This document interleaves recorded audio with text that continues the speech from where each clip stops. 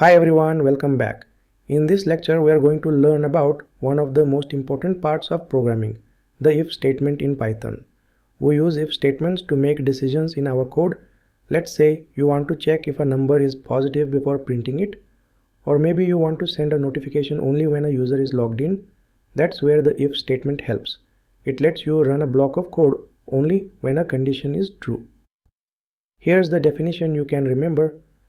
The if statement in Python is used to execute a block of code only if a specified condition is true.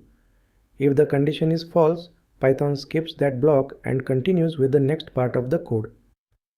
Now let's look at the syntax. If condition colon, then on the next line, we indent and write the code we want to run if the condition is true. In Python, indentation is not just for styling, it's required. If you don't indent the code under if, or if you indent it incorrectly, Python will give an error. By default, we use 4 spaces or 1 tab to indent code blocks.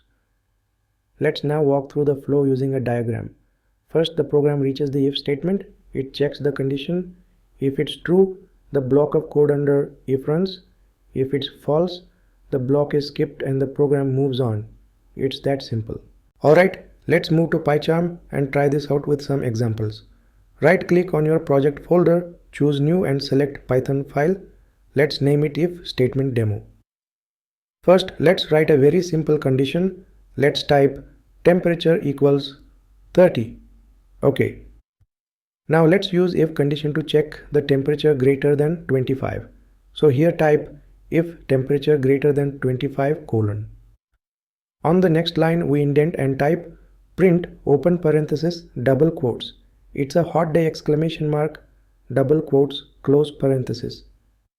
What's happening here? Python checks if temperature is greater than 25. If the condition is true, it runs the print statement. Otherwise, it skips it. Let's run the program and check the output. The output says it's a hot day. Great. Now let's try a second example where the condition is false. Let's type marks equals 40 Next, let's use if statement to if marks greater than or equal to 50 colon.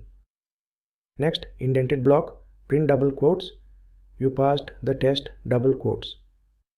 Let's run the program. Since 40 is not greater than or equal to 50, the condition is false. Python skips the print statement and there is no output. That's how conditional flow works. Now let's try another example with strings. We type name equals double quotes Alice double quotes.